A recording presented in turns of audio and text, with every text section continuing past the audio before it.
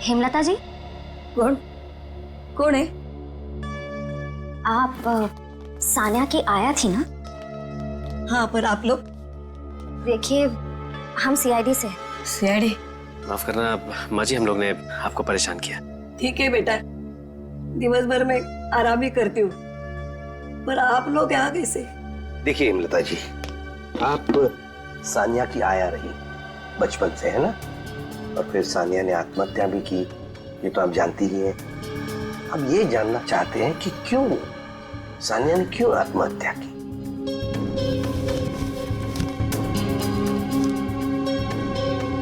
बहुत दिनों बाद इन बूढ़ी आंखों को आप लोगों ने नम कर दिया। हम आपका दुख समझते हैं। मैं हूँ जिम्मेदार, मैं हूँ। या तो रतन जी को मैंने मनाना चाहिए था उस रिश्ते के लिए, वरना सानिया को मजबूर करना चाहिए था वो लड़के को भूलने के लिए। लड़का? कौन लड़का? जिससे वो प्यार करती थी। प्यार करती थी? अच्छा, तो फिर हुआ क्या? वही अमीर गरीब लड़का गरीब था ना। एक दिन अचानक वो लड़का कहीं दूर चला गया। महीनों इंतजार करती रही सानिया, न खाती थी न पीती थी। वो अपने बंद कमरे में रोती रहती थी। वो लड़का कौन है, कहाँ रहता है, क्या उसका कोई टेलीफोन नंबर वगैरह है आपके पास? नहीं, सानिया ने कभी उसका नाम या पता नहीं बताया अभी। चल ठीक है, कोई बात नहीं। सॉरी, हमने आपको बहुत तकलीफ दी। आराम कीजिए। कितना मारोगे मुझे? एक बार बोला ना पैसा दे, एक बात में बार बार नहीं दोहराता। पैसा पेड़ पे नहीं उगता। लोगों के घर में झाड़ू बर्तन पोछा करके ही पैसे कमाए हैं मैंने। ऐसे दारू में उड़ाने नहीं दूंगी। अपने पति से जवान लड़ाती है, जवान लड़ाती है।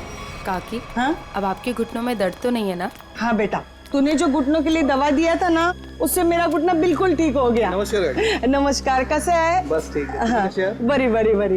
ये नीता जी है। नमस्कार। ये इस चाल में रहते हैं। हाँ, आइए। हमारे चाल के लोग ना बहुत अच्छे हैं, बहुत सपोर्ट करते हैं एक दूसरे को। हाँ, अपने पति से जवान लड़ाती है, जवान लड़ाती है। ये सुनील और रेखा का फिर से किचकिच शुरू हो गया लगता है। अरे और मेरे को दोबारा पैसा लेने से रोका ना, तो मुझसे बुरा कोई नहीं होएगा। तुझसे बुरा और हो भी कौन सकता है? कहा ना मैंने कि मैं पैसे नहीं दूंगी। जवान लड़ाती है, आज तेरे को सबक सिखा के रहेगा मैं। ए सुनील, खबरदार जो उस पे हाथ उठाया तो। देख सविताई, ये मेरा और मेरे बाइकों का पर्सनल मामला है, बीच में कुछ नहीं बोलने का। इसको तो मैं ये तुम्हारा अकेले का मामला नहीं है, सगा साहिल का मामला है। हाँ, अगर दोबारा दुखा को तुमने, तुझे चाल के बाहर उठा के फेंक दूंगा मैं। हाँ, खबरदार। जो किसी ने मेरे मर्द को धमकी दी, वो जैसा भी है मेरा पति है और इसे कोई भला बुरा नहीं कह सकता। सुना तुमने? तुम्हारे इतने जुल्म बर्दाश्त करने के बावजूद भी ये अपना पत्नी धर्म निभा रही। क्या तुम एक पति होने का कर्तव्य पूरा कर पा रहे हो? देख, अगली बार ना तूने उस पे हाथ भी उठाया या उंगली भी उठाई ना, तो तेरे को मैं जेल में भिजवा दूंगी, समझा? गलती हो गई, गलती हो गई, चल जाओ भाई। माफी हमसे नहीं, अपनी पत्नी से मांगो। अरे बस जाने दो, चलो नहा लो, मुझे भी काम के लिए निकलना है। चलिए, अच्छा है, सुनील को अकल आ गई आज। सुनील को तो सबक मिल गया, लेकिन इन दोनों का झगड़ा देखकर ना मेरे को मेरे पुराने दिन याद आ गए। आपके पति भी? हाँ, बहुत शराब पीता था, हर वक्त नशे में रहता था, और जब नशे में नहीं रहता था ना, तो इसी तरह जबरदस्ती मेरे से पैसा मांगता था। और आप पैसे दे देती थी? हाँ, क्या करती? और जब मैंने पैसा देना बंद किया ना, तो मेरे सारे गहने, कपड़े, घर का सारा सामान, यहाँ तक कि घर का पूरा अनाज भी बेचना शुरू कर दिया। और फिर एक दिन यही शराब उनको मुझसे दूर ले गई और लीवर फेल हो गया। आई एम सॉरी, मुझे ये सब नहीं पता था। अब आपके पति के बाद आपके घर में कौन कौन है? मेरे 2 बच्चे थे, अनुज और कशिश। भगवान भी इतना निर्दयी है ना, एक एक्सीडेंट में मेरे 2 बच्चों को मुझसे छीन लिया। मैं समझ सकती हूँ कि अपने को खोने का गम क्या होता है। हौसला रखिए, आने वाले दिन खुशियाँ ही खुशियाँ लेकर आएंगी। कल की इसी उम्मीद पे तो मैंने ये एनजीओ की स्थापना की थी और चाल के सारे परिवार वालों को मैंने अपना परिवार माना। काकी, आप बहुत ही नेक काम कर रही हैं। अच्छा अभी रहने दे, ज्यादा तारीफ मत कर मेरी। हाँ चल अंदर चल, मैं तेरे को ना गरम गरम चाय पिलाती हूँ। हाँ अरे नहीं काकी, मुझे ना लेट हो रहा है और आज ही मुझे कॉलेज भी जाना है अपने थीसिस का फॉर्म भरने। तो हम शाम को मिलते हैं चाय पे। पक्का ना? संभल के जाना। हाँ? आज तो बहुत लेट हो गई।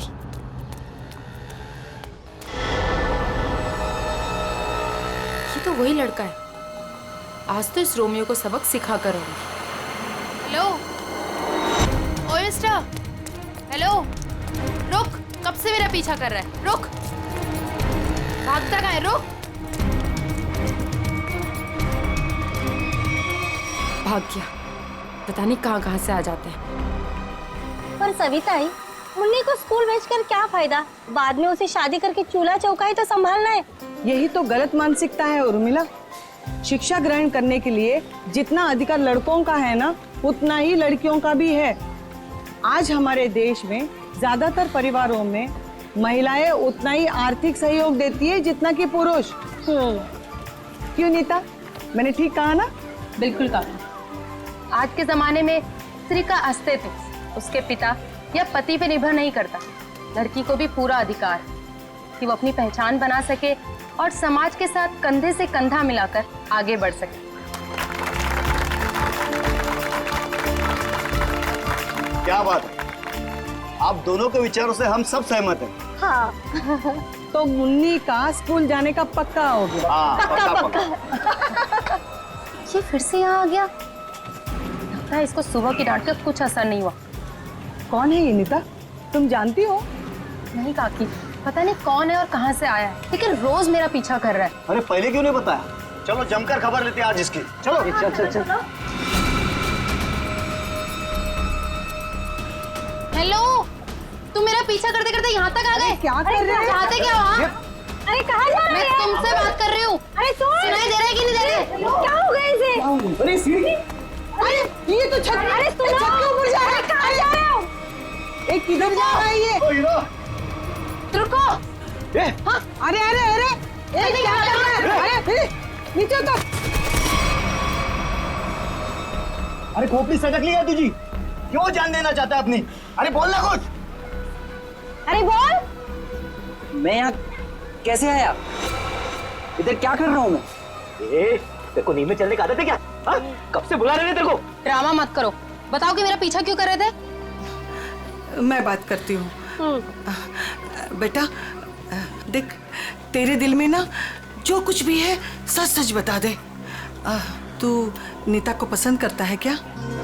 वो बात नहीं है, मैं तो नीता जी का बॉडीगार्ड हूँ। इनके पिताजी ने मुझे इस काम पर रखा था कि इनकी मैं रक्षा करूं।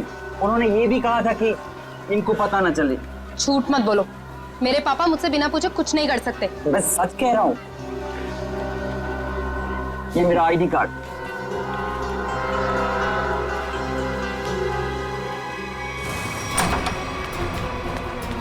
अरे नीता बिटिया, अरे अभी हम तुम्हारे बारे में ही बात कर रहे थे। नमस्ते अंकल। नमस्ते बेटा। क्या बात है बेटा, अंकल से नमस्ते और पापा से हेलो हाय कुछ भी नहीं? मैं आपसे बहुत नाराज हूँ। ऐसा मैंने क्या कर दिया? आप जानते हैं ना कि मैं मंगलावाड़ी चौल में अपनी रिसर्च कर रही हूँ। मुझे उन लोगों के रहन सहन, उनका गुजर बसर वो सब जानना है, इसलिए तो मुझे उनके बीच में रहना पड़ रहा है। हाँ बेटा, तो मैंने आपको अनुमति दे तो दी थी ना चौल में रहने की। अनुमति दी, वो ठीक है, लेकिन वो बॉडीगार्ड, वो मेरे पीछे क्यों आ जाता है बार बार? देखो बेटा, मैंने बॉडीगार्ड इसलिए रखा था कि मैं चैन की नींद सो सकूं और मुझे यकीन रहे कि मेरी बिटिया वहां पर सुरक्षित है। पापा, मैं कोई बच्ची थोड़ी हूँ, अपनी देखभाल कर सकती हूँ। शेखर अंकल, समझाइए ना पापा को। पापा के लिए तो तुम हमेशा बच्ची ही रहोगी। 50 साल की हो जाओगी ना तब भी। आप भी ठीक है, आप भी ना पापा की तरफदारी कर लो। अरे नहीं नहीं बेटा, हम तो आपकी ही तरफ हैं। देखो रतन, ये अच्छी बात नहीं है भाई। नीता बिटिया को उसकी पर्सनल स्पेस मिलनी चाहिए। लेकिन शिखर, तुम्हें तो पता है ना शहर में जुर्म कितने बढ़ गए। अब मैंने एक बॉडीगार्ड रख लिया तो कौन सा पहाड़ टूट गया यार। मुझे ना आपसे कोई बहस नहीं करनी। कल मेरा जन्मदिन है और ये मेरा जन्मदिन का गिफ्ट कि नो बॉडीगार्ड। अरे हाँ, कल तो नीता बिटिया का जन्मदिन है। अरे यार, मैं तो बिल्कुल भूल ही गया था। लेकिन मैं कैसे भूल सकता हूँ मेरी प्यारी प्यारी बिटिया का जन्मदिन। मैंने जन्मदिन की खुशी में एक बहुत बड़ी पार्टी रखी है। पार्टी? ठीक लगा ना बेटा? Happy birthday Nita. Thank you so much, please enjoy. अच्छा नीता बेटा, जन्मदिन की ढेर सारी शुभकामनाएं। भगवान करे तुम्हें मेरी भी उम्र लग जाए। थैंक यू सो मच काकी। पापा, ये सविता काकी है। मैंने बताया था ना आपको इनके बारे में। हाँ, नमस्ते नमस्ते। हमारी बेटी आपकी बहुत तारीफ करती। आपकी बेटी भी बहुत बहुत अच्छी है। Thank you very much. ये है मेरे बिजनेस पार्टनर शिखर। नमस्ते। नमस्ते। आपसे भी मिलकर बहुत खुशी हुई। मुझे भी बहुत खुशी हुई आपसे मिलकर। Ankit, many happy returns of happy birthday. Thank you so much. अरे sir, looking handsome sir. Thank you. अच्छा सर, कल हमारे नए प्रोजेक्ट की मीटिंग फिक्स हुई है सुबह 10 बजे। 10 बजे? Okay, done. हेलो जी, ये मेरी बर्थडे पार्टी है, आपका ऑफिस नहीं। तो ये जो अपना काम है ना, ऑफिस तक ही रखिए। सॉरी बेटा, सॉरी। आई एम सॉरी, आज काम की कोई बात नहीं हो गई, ठीक है? चलो अब केक काटे। पापा बस एक मिनट, छोटा सा सरप्राइज है। रामू, श्याम, जल्दी से सारे मेहमानों के चश्मे ले आओ। चश्मे? चश्मे? ये देखिए, रंग बिरंगे चश्मे। सो आज का थीम है गॉगल्स, तो ये सबको पहनने हैं। Okay guys? Very innovative idea. तुम्हें ड्रेस से मैच कर रहा है ना? तो मैं अभी नहीं लगाऊंगी, मैं केक काटने के बाद लगाऊंगी। चलो केक काटते हैं। हाँ।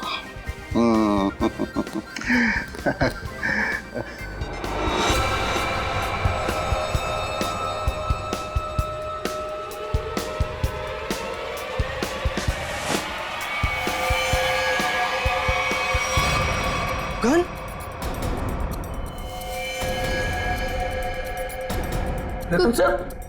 रतन, ये क्या कर रहा है यार? गोली लग गई। ये असली की नकली यार? गुड बाय शिखर। रतन, गुड बाय रतन।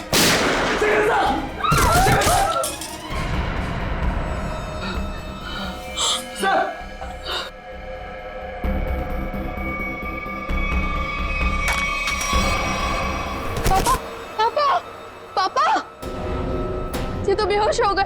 ये अच्छा है, गोली मार के बेहोशी की एक्टिंग कर रहे हैं। अरे कोई एम्बुलेंस बुलाओ, शेखर जी को गोली लगी है। और सीआईडी को भी फोन करना पड़ेगा। Hello CID?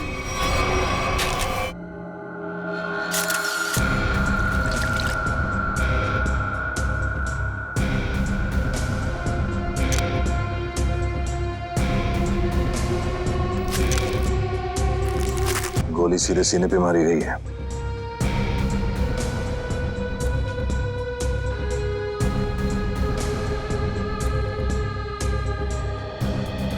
आप सबने देखा था रतन जी को गोली चलाते हुए शेखर जी पे?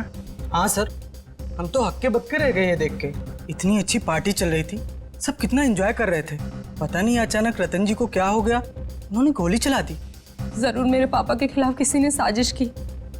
ऐसा कर ही नहीं सकते। रतन जी। सर। रतन जी को होश आ गया। बताओ इन्हें। ये उठिए, चलिए उठिए।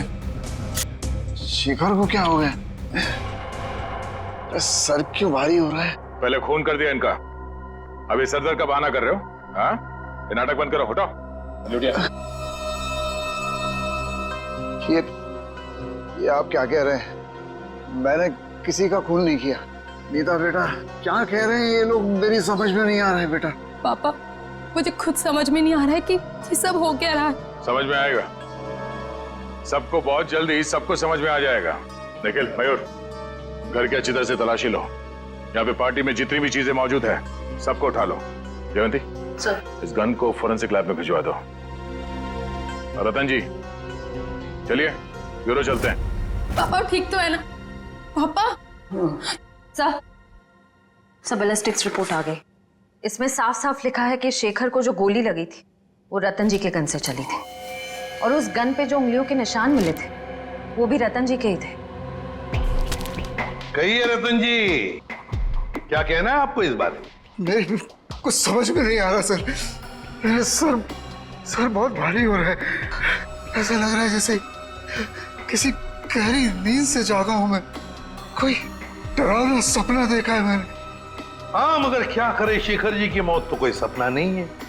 सारे सबूत यही कह रहे हैं कि शेखर का खून तुमने किया है। मैंने कोई गोली नहीं चलाई सर।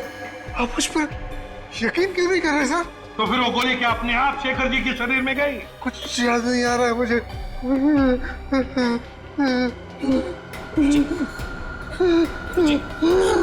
जी, मैंने कहा था ना आपसे कि मेरे पापा दिल के मरीज हैं, उन्हें टेंशन मत दीजिए। सर, मैं एम्बुलेंस को फोन करता हूँ। नहीं, अपनी गाड़ी में लेकर चलो, हॉस्पिटल में एडमिट करो जल्दी। चलिए। मैं भी चलती हूँ साथ में। नहीं, आप नहीं जाएंगी। उन्हें पहले एडमिट होने दो, बाद में मैं भी चलूंगा तुम्हारे साथ। प्लीज सर, मेरे पापा को छोड़ दीजिए। अगर तुम्हारे पापा ने कुछ भी नहीं किया है तो उन्हें कुछ नहीं होगा।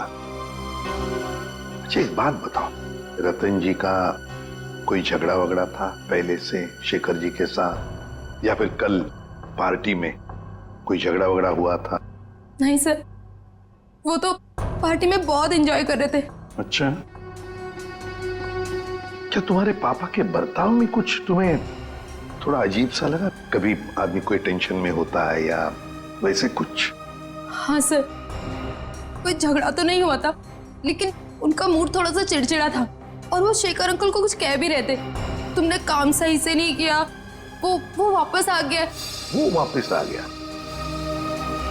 ये कौन? सर, नाम तो नहीं लिया था। अच्छा, ये बातचीत कब हुई थी दोनों के बीच? कल हुई थी, एनजीओ से लौटने के बाद। एनजीओ?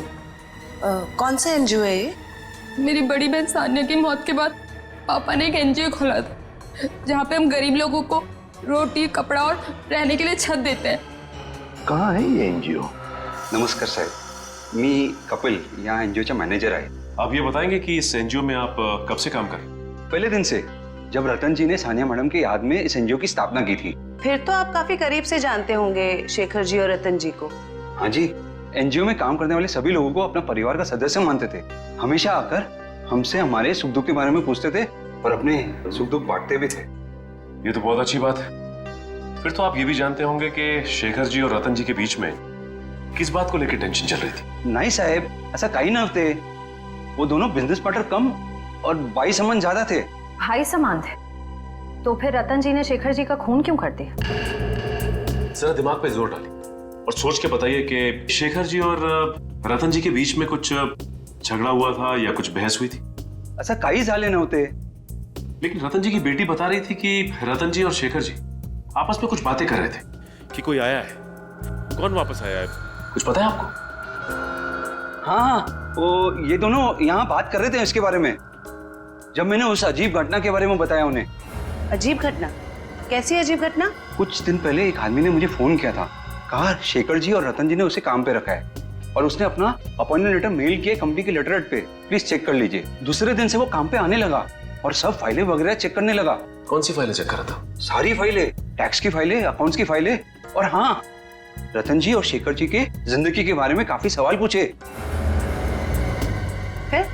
फिर क्या, बस लंच ब्रेक में खाना खाने के बहाने बाहर चला गया और वापस ही नहीं आया।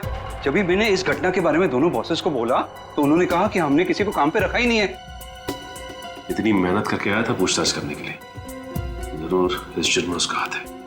शेखर जी ने रतन जी को कहा कि वो वापस आ गया है, तुमने अपना काम बरोबर किया नहीं है। इस आदमी का चेहरा तो देखा था ना आपने, हमारे लिए स्केच बनवाई। साहिब, दरअसल बात यह है कि उस दिन मैं अपना चश्मा घर में भुलाया था, और चश्मे के बगैर मुझे तो कुछ दिखता ही नहीं है। सामने कुर्सी पड़ी की गाड़ी पड़ी, मेरे को वो भी नहीं दिखता। एक बात तो तय है, ये जरूर इन दोनों के अतीत से जुड़ा हुआ ही कोई आदमी है। एग्जैक्टली, इसीलिए तो बड़ी आसानी से इस अनजान आदमी को उन्होंने पहचान लिया। इस नए मोहरे से जल्द मिलना होगा। सर, हाँ, पता चला एनजीओ से? किसका फोन था जिसकी वजह से इन दोनों के बीच में अनबन हो गई? सर एनजीओ वालों को उसका नाम तो नहीं मालूम, लेकिन उनका कहना था कि कोई आदमी आया था, अनजान आदमी, जो काफी सवाल जवाब कर रहा था वहां पे। यह आदमी जरूर रतन ने जो अपने बेटी सानिया के नाम पे एनजीओ चलाया उसी से संबंधित है। रतन और शेखर दोनों इस आदमी के बारे में जानते थे और इसीलिए इन दोनों के बीच में बहस हो गई। सर कहीं ये जो भी चीजें हो रही हैं इन सबका संबंध सानिया की मौत से तो नहीं? नीता बेटा एक बात बताओ, तुम्हारी बहन की मौत कैसे हुई? दीदी ने आत्महत्या की थी। क्यों? मालूम नहीं। मालूम नहीं मतलब? मैं उस वक्त हॉस्टल में थी, घर पे क्या हो रहा है क्या नहीं, सबसे अनजान। अच्छा, जब आपकी बहन ने आत्महत्या की तो उस वक्त क्या आप हॉस्टल में थी? उस वक्त तो मैं घर पे थी, छुट्टियां मनाने के लिए आई थी। मुझे आज भी वो दिन याद है जब मैं और पापा मॉल से शॉपिंग कर कर आए और जैसे ही पापा ने दरवाजा खोला। सानिया बेटा, सानिया, सानिया! नीता, क्या तुमने अपने पापा से पूछा नहीं, जानने की कोशिश नहीं की कि क्यों तुम्हारी बहन सानिया ने ऐसा कदम उठाया? पूछा था सर, बहुत बार, लेकिन पापा हमेशा यही कहते थे कि तुम्हें इस बारे में जानने की जरूरत नहीं, और वो रोने लगते थे। इसलिए मैंने इस बारे में कभी उनसे बात नहीं की।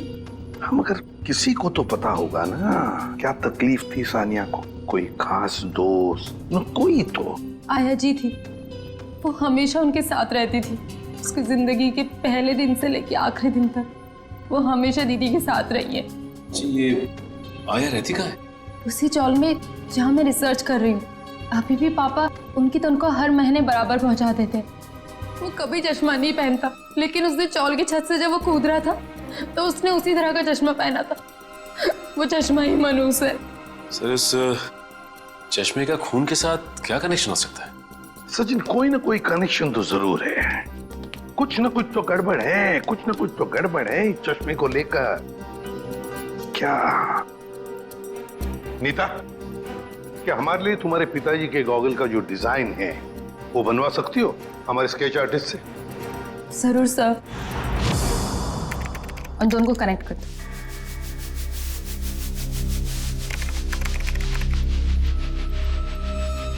जल्दी। ठीक है, थैंक यू। कमाल का डिजाइन है ये इस चश्मे का। सर ये चश्मा तो कस्टम मेड लगता है, क्योंकि रेडीमेड चश्मों की डिजाइन ऐसी नहीं होती। हाँ श्रेया, ये ऑर्डर दे के डिजाइन देकर बनाया गया चश्मा है ये। पता लगाना पड़ेगा शहर में ऐसी कौन सी दुकानें हैं, कितनी दुकानें हैं जो इस तरह के चश्मे बनाती हैं। फिर सानिया की आया के बारे में भी पता लगाना पड़ेगा। हेमलता जी। कौन? कौन है? आप सानिया की आया थी ना? हाँ, पर आप लोग? देखिए, हम सीआईडी से। सीआईडी? माफ करना माँ जी, हम लोग ने आपको परेशान किया। ठीक है बेटा, दिवस भर में आराम ही करती हूँ, पर आप लोग यहाँ कैसे? देखिए हेमलता जी, आप सानिया की आया रही बचपन से, है ना? और फिर सानिया ने आत्महत्या भी की, ये तो आप जानती ही हैं। अब ये जानना चाहते हैं कि क्यों सानिया ने क्यों आत्महत्या की।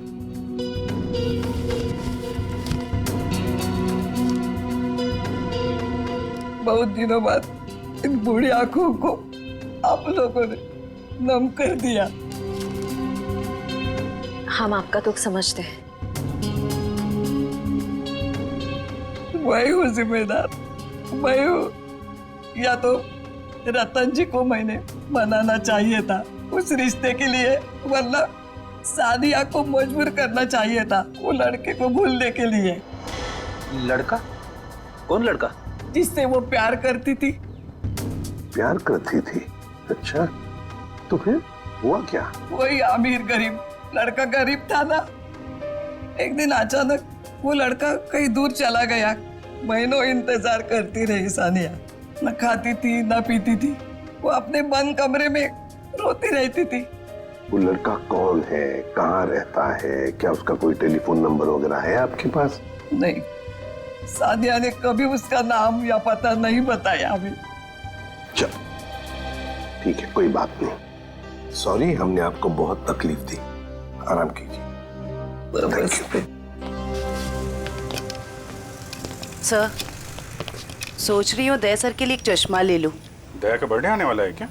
नहीं सर, वो हमेशा ना मुझसे उखड़े उखड़े रहते हैं, इसीलिए। अच्छा, गिफ्ट देके उनको खुश करना चाहती हो? नहीं सर, उन पे बहुत अच्छा लगेगा, इसलिए। बाद में देखते हैं। एक्सक्यूज मी जी, कहिए किसके लिए चश्मा दिखाऊं? एक मुजरिम के लिए। मुजरिम के लिए चश्मा? मैं कुछ समझा नहीं। जरा ये डिजाइन देखो चश्मे की। ये आपने ही बनाया था ना? जी हाँ, आपको पसंद है? आप लोगों के लिए भी बनवा दूं? नहीं नहीं, आप हमें माफी कीजिए। आपका बनाया हुआ ये चश्मा पहनकर लोग उल्टी सीधी हरकतें करने लगते हैं। कोई छत पे पहुंच जाता है छलांग लगाने, तो कोई किसी को गोली मार रहा है। क्या मजाक कर रही हैं आप? ये सब मेरे चश्मे की वजह से हो रहा है? हम मजाक के मूड में नहीं है। सीआईडी, अब जरा ध्यान से बताओ, किसके लिए बनाया था ये? एक मिनट सर। सर, ये कोई अभिषेक नाम का आदमी था।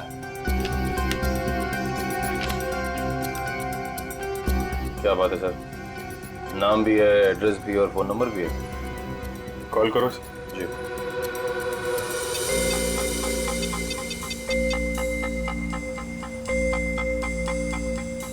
सर, नंबर गलत है। गलत? लगता है एड्रेस भी गलत है। दिल दरिया कॉलोनी। दिल दरिया कॉलोनी कभी सुना है आपने? कहीं कहाँ पे है मुंबई में? सॉरी सर, मैंने एड्रेस ठीक से देखा नहीं था। आंखों का बिजनेस करते हो तुम? आदमी को तो देखा होगा ठीक से। दरअसल सर, मैं उस वक्त दुकान पर नहीं था। मेरा कारीगर जगनलाल था, उसने ही अभिषेक को देखा था। बुलाइए जरा ये जगनलाल जी को। जगनलाल जी साहब, ये लोग सीआईडी से हैं। जरा इन्हें बताओ, ये खास डिजाइन वाला चश्मा किसने बनवाया था? साहब, वो बड़ा ही अजीब आदमी था। बड़ी सी टोपी पहन रखी थी, आंखों पर काला चश्मा लगाया था, और ना जाने कितने दिनों से उसने दाढ़ी नहीं की थी। काफी लंबी दाढ़ी थी उसकी। ओह, नाम और एड्रेस की तरह हुलिया भी नकली। कुछ और याद आता है इस आदमी के बारे में? हाँ सर, अक्सर जो लोग चश्मा बनाते हैं ना, वो सामान हमारे दुकान से ही लेते हैं, लेकिन वो खुद अपना सामान लेके आया था। फ्रेम, कांच और एक अजीब सी छोटी सी चीज उसने लगाई थी चश्मे में। छोटी सी चीज? अच्छा, उस चीज के बारे में कुछ बता सकते हैं आप? अपने मोबाइल का सिम कार्ड होता है ना, उससे भी छोटी चीज थी। और साहब, चश्मा बनने के बाद उसने मुझे पहनने भी नहीं दिया। मुझे फिटिंग चेक करवानी थी तो बोला चश्मा गंदा हो जाएगा। ये भी कोई बात हुई? कोई बात नहीं। आप जरा ये मेरा कार्ड रखिए। अगर वो आदमी दोबारा आए या दिखाई पड़े तो मुझे फोन करना, और उसको नहीं बताएंगे, इतना तो समझते हैं ना आप? समझ गए सर। सर, हाँ, ये रोहन और मीशा है, ये सानिया के बड़े अच्छे दोस्त थे। घबराओ मत। देखो, हमने तुम्हें यहाँ कुछ सवाल पूछने के लिए बुलाया है। कैसे सवाल सर? सानिया के बारे में। क्या तुम लोगों को पता है सानिया ने ऐसा क्यों किया, क्यों आत्महत्या की? पता नहीं सर, अगर उसे कोई प्रॉब्लम होती तो हम जरूर उसकी मदद करते, लेकिन ऐसा कुछ नहीं था सर। एक बात बताओ, क्या सानिया का कोई बॉयफ्रेंड वगैरह था? कोई लड़का था उसकी जिंदगी में? हाँ सर, एक लड़का तो था, मगर उसने कभी हमें उससे मिलवाया नहीं। क्यों? पता नहीं सर, वो बोली सब कुछ ठीक हो जाने के बाद सबको बताएगी। बहुत सीरियस थी उसको लेकर, शादी करना चाहती थी उससे। अच्छा, क्या नाम क्या था उस लड़के का? नहीं सर, उसके बारे में कुछ भी नहीं बताया था। पर हाँ सर, वो कॉलेज खत्म होने के बाद मंगलावाड़ी चौल जाती थी। एक दो बार तो मैंने खुद उसे वहाँ पे छोड़ा था। वहाँ पे एक लड़का बाइक पे हेलमेट पहने उसका इंतजार किया करता था। मंगलावाड़ी? चलो, थैंक यू वेरी मच, तुम दोनों जा सकते हो। मंगलावाड़ी चाल? सर, नीता तो वहीं पे रिसर्च करती थी। और उसकी बहन सानिया, नीता की बहन सानिया जिस लड़के से मिलने जाती थी, वो मंगलावाड़ी चाल में ही रहता है। मंगलावाड़ी चाल में। कुछ समझ गए? समझ गया सर।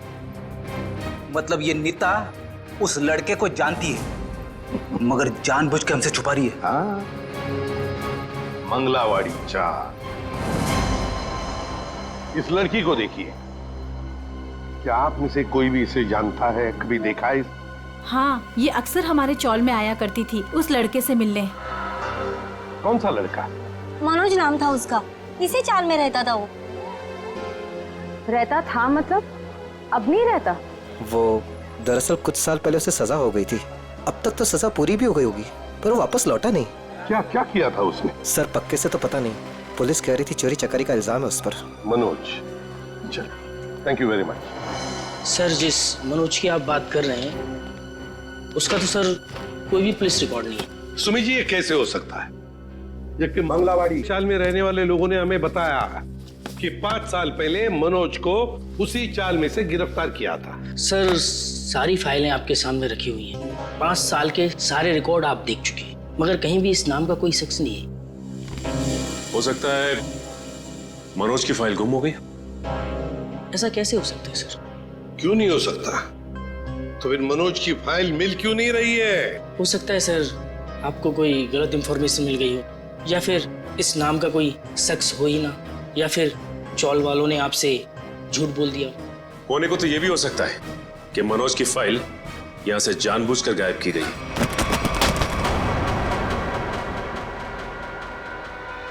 रवि जी, क्या हुआ? तबीयत बिगड़ गई क्या? ये अचानक पसीना क्यों आने लगा? अरे कांपने क्यों लगे तुम? और अचानक ये फाइल छूट कैसे गई तुम्हारे हाथ से? नहीं सर, ऐसी कोई बात नहीं है। हमसे कोई भी कुछ भी छुपा नहीं सकता। बताओ क्या बात है? भागता किधर? लगता है सर ये बिना दवा खाए इसकी बीमारी ठीक होगी नहीं।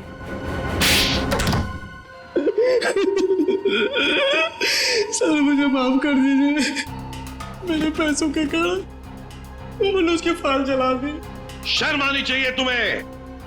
पैसों की लालच में तुमने एक मुजरिम की मदद की, और तो और अपने नौकरी से गद्दारी की, अपने देश से भी गद्दारी की तुमने। कौन से जेल में है मनोज? सर, तिलक नगर जेल में था। 7 साल की सजा थी उसे। अच्छे व्यवहार के कारण 4 साल में उसे रिहा कर दिया गया। सर, अगर वो अच्छे बर्ताव के लिए रिहा हो ही रहा था तो फिर रिकॉर्ड नष्ट करने के लिए उसे घूस देने की क्या जरूरत थी? सचिन, शेखर और रतन, इन दोनों के बीच में जो बहस हुई थी उसमें शेखर बोल रहा था कि वो वापस आया है, तो फिर जरूर वो मनोज के बारे में बात हो रही थी। सर, उस चश्मे वाले का फोन। हाँ सर, मैं जगन्नाथ चश्मे वाला। सर, अभिजीत सर का फोन नहीं लग रहा था, इसलिए मैंने आपको फोन किया। हाँ बोलिए। सर, वो आदमी फिर आया था चश्मा बनाने। अब इस वक्त कहाँ है वो आदमी? सर, वो जाते वक्त फोन पे बात कर रहा था, कह रहा था कि किसी विद्युत नगर जा रहा है, सेक्टर 5। विद्युत नगर? नीता भी तो विद्युत नगर में रहती है। माय गॉड, मतलब नीता की जान को खतरा है। हाँ एसीपी सर, हम नीता के घर पहुंच गए हैं।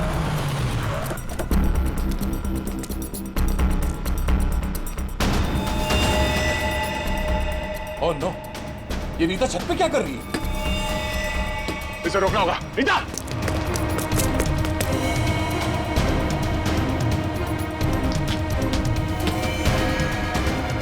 नीता!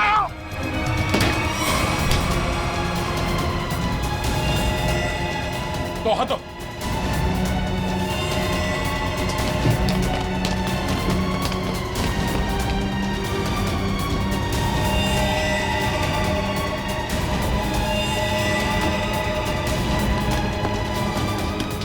पकड़ो। आ जाओ। मयूर, चश्मा। ये क्या कर रही थी तुम? अपनी जान क्यों दे रही थी? जान दे रही थी? मैं क्यों अपनी जान दूंगी? तुम छत पे क्या करने आई थी? छत पे? मैं छत पे क्या कर रही हूँ?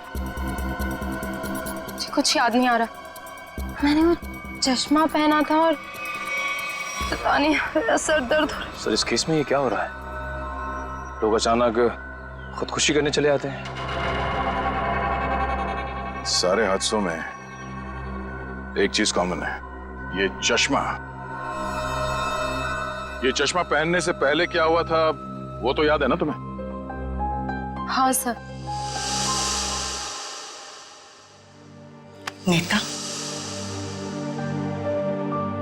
मुझे पता है तुम पर क्या बीत रही होगी, लेकिन तुम चिंता मत करो, सब ठीक हो जाएगा। काकी, ये क्या है? ऐसी हालत में मुझे ये गिफ्ट तुम्हें देते हुए बहुत अजीब लग रहा।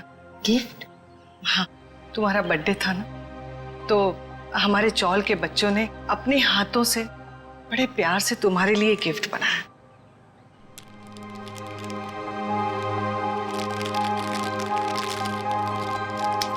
चश्मा?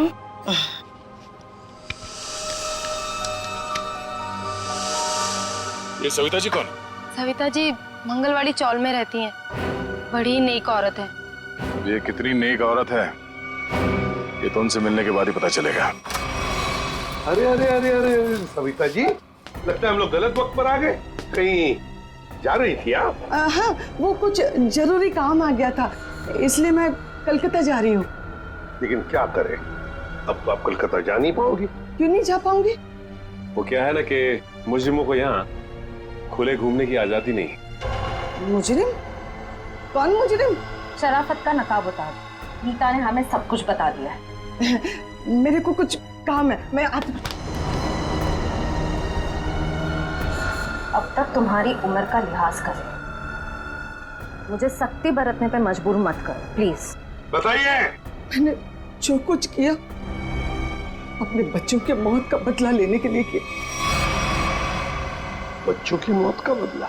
हाँ, नीता के पिता रतन ने मेरे दोनों बच्चों को मार डाला, अपने बिजनेस पार्टनर शेखर की मदद लेके। जान ली? लेकिन क्यों? क्योंकि उसको गलतफहमी हो गई थी कि मेरा बेटा तनुज वही लड़का है जिसे उसकी बेटी सानिया प्यार करती थी। क्यों हुई ऐसी गलतफहमी? क्योंकि एक दिन तनुज सानिया को घर छोड़ने गया था, तो रतन ने देख लिया और वो गलत समझ बैठा। फिर शेखर ने गुंडे भेजे इधर मेरे घर पे, मेरे दोनों बच्चे तनुज और कशिश को मार डाला। मैं उस टाइम पे घर पे नहीं थी, इसलिए जिंदा बच गए। पर नीता ने क्या बिगाड़ा था तुम्हारा? उसे क्यों सजा दी तुमने? क्योंकि रतन ने मुझसे मेरे बच्चे छीने साहब। उसको वही दर्द देना चाहती थी। मनोज कहाँ पर है? मनोज? कौन मनोज? वही मनोज जिसने तुम्हें बदला लेने में मदद की थी।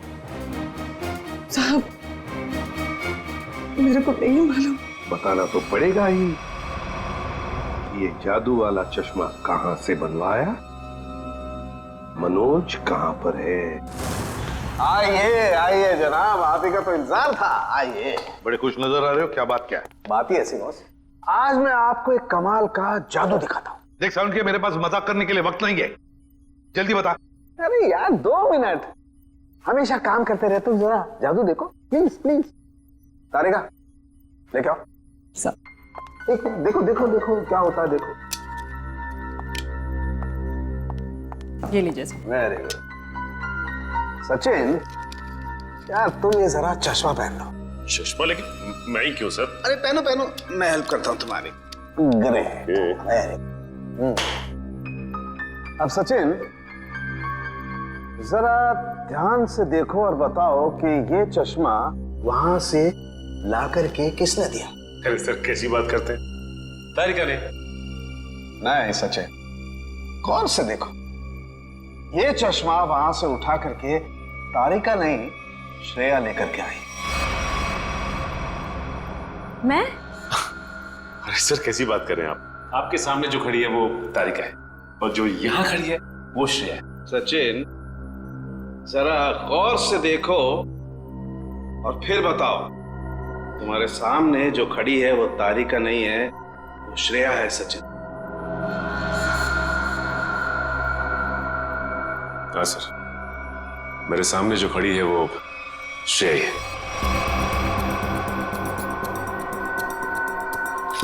सचिन, ये मेरी गन लो। और तुम्हें इस गन के साथ क्या करना है सचिन, तुम जानते हो ना? हाँ सर, मुझे अच्छी तरह से मालूम है कि इस गन के साथ क्या करना है। सड़के कुछ नहीं होगा। सड़के ऐसी मजाक मत कर। Please believe me. हाँ सचिन, तो पता है ना तुम्हें क्या करना है इस गन से? हाँ सर, पता है।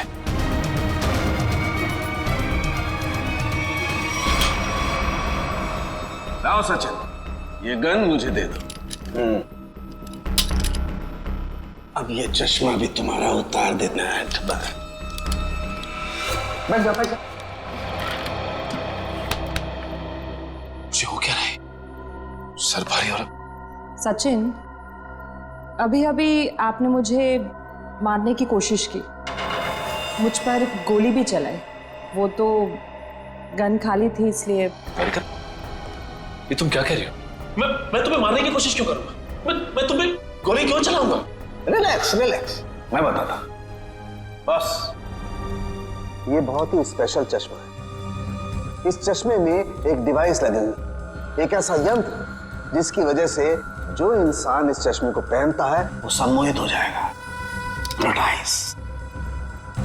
और ये नैनो डिवाइस है जो वॉइस रिकॉर्ड करता रहता है। तो जिस इंसान ने चश्मा पहना है उससे ये बताता रहता है कि उसे एग्जैक्टली करना क्या है। आपने जो मुझ पर गोली चलाई वो भी इसी डिवाइस की वजह से। इसलिए वो आवाज आ रही थी। लेकिन ये आवाज हमें सुनाई क्यों नहीं रही? वो इसलिए क्योंकि वो आवाज बहुत ही ज्यादा धीमी है। बॉस, वो आवाज इतनी कम है कि बाजू में खड़ा इंसान भी वो आवाज सुन नहीं सकता है। और जैसे ही ये चश्मा उतारा जाता है, आदमी भूल जाता है कि उसने जब वो चश्मा पहना था क्या किया था उस वक्त। एग्जैक्टली। और इसीलिए रतन जी को ये याद नहीं था कि इन्होंने शेखर पे गोली चलाई। और उस बॉडीगार्ड को भी इसीलिए पता नहीं चला कि वो कब छत पर गया और कब छलांग लगाई। ये सारा उस मनोज का किया हुआ कर्म है। अब वो वक्त आ गया है जो मैंने अपनी पूरी जिंदगी में किया, वो सारे कर्मों का हिसाब होगा। अफसोस पाप का घड़ा पुण्य से भी भारी है, लेकिन मेरी जैसी औरत का जीने का कोई अधिकार नहीं है, कोई अधिकार नहीं है। उम्मीद करती हूँ अगले जन्म में अच्छा इंसान बनने की कोशिश करूंगी।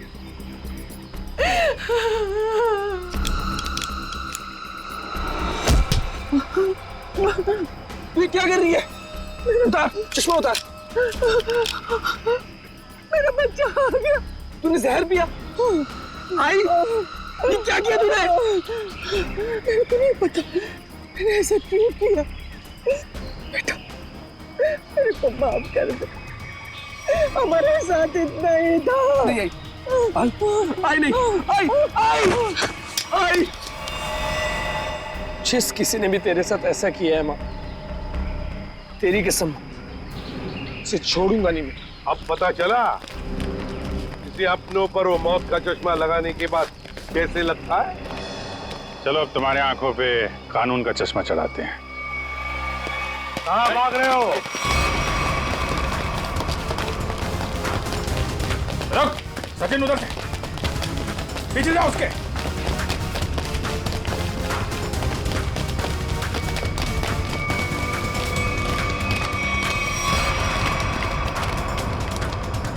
Wish you many happy returns of the day. Happy birthday. Thank you so much.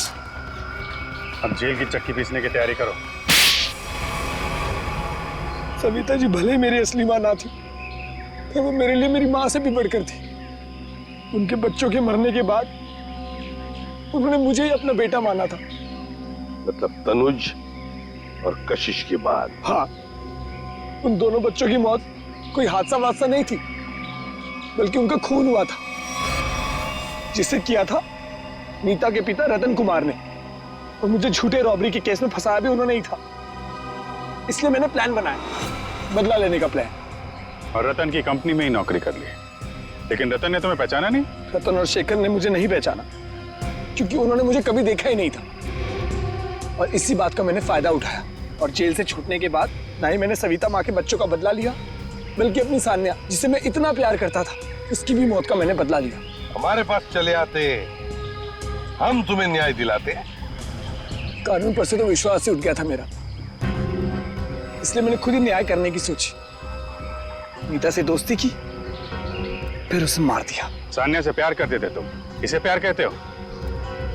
उसकी बहन की जान लेने चले थे तुम। वो तो अच्छा हुआ हम लोग इस वक्त पे पहुंच गए और उसे बचा लिया। क्या नीता जिंदा है? हाँ जिंदा है। बहुत कोशिश की ना तुमने उसे मारवाने की। उसके बॉडीगार्ड को भी वो चश्मा पहना दिया ताकि वो आत्महत्या कर ले, मगर नहीं, तुम्हारा प्लान वैसे ही फेल हो गया। हाँ, मगर रतन का प्लान फेल नहीं हुआ।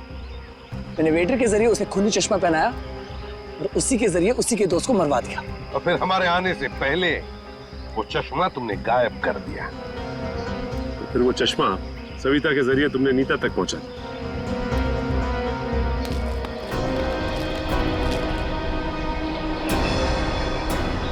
माँ, तू जिंदा है? मैं जिंदा हूँ। मेरे को माफ कर दो मनोज बेटा, ये सब कुछ मुझे सीआईडी को बताना पड़ा। इन्होंने जो कुछ भी किया हमारे कहने पे किया।